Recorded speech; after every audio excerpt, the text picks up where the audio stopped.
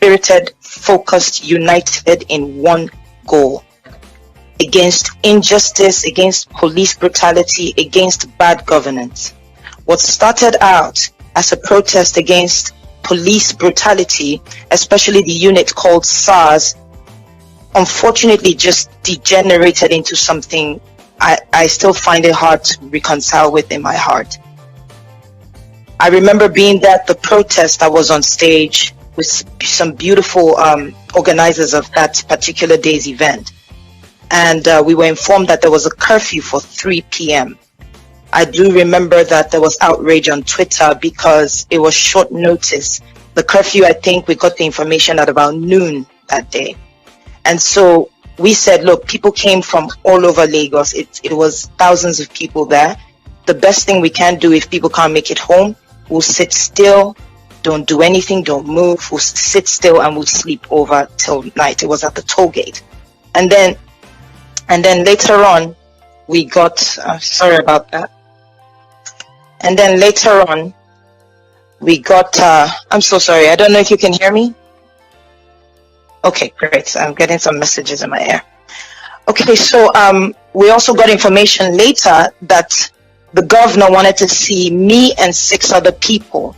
And I remember saying to them that we have no leader. If the governor wanted to speak to us, he should kindly come to the toll gate and address Nigerians because we've been out for over 11 days.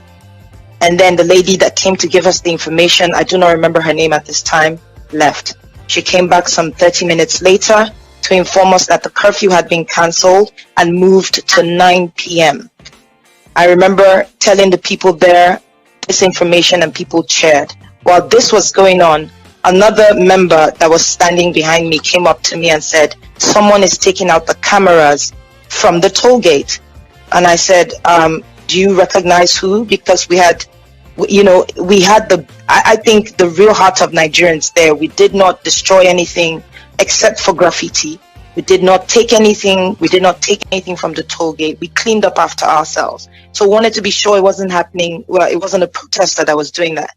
And then we found out that it was one of the staff, or, he had the LCC uniform. Those are the people that manage the toll gate. So he took a picture just to keep and, to sort of use as proof that we didn't destroy or take anything. And then we realized that the big billboard that is over the toll gate had been turned off.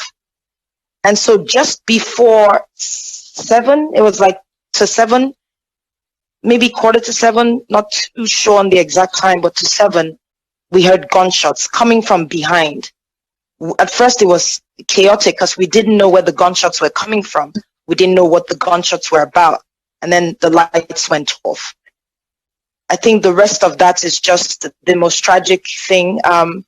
I thought I was going to die. I thought we're all going to die. And it was in that moment that I said, let me go live on Instagram so people see what happened to us. People see where we were killed. I just believed that was what was going to happen.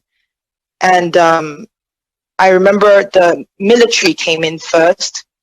They stopped shooting at some point, and I walked up to one of them and I asked him why he was shooting at us. And he said he had express orders from above and that I was coming too close to him. And if I came too close, it would be considered an attack on him and he would have to shoot. So I moved back and asked everyone to move back. It didn't take maybe another 10 minutes. The shooting started again. I remember seeing 7 people that had been shot down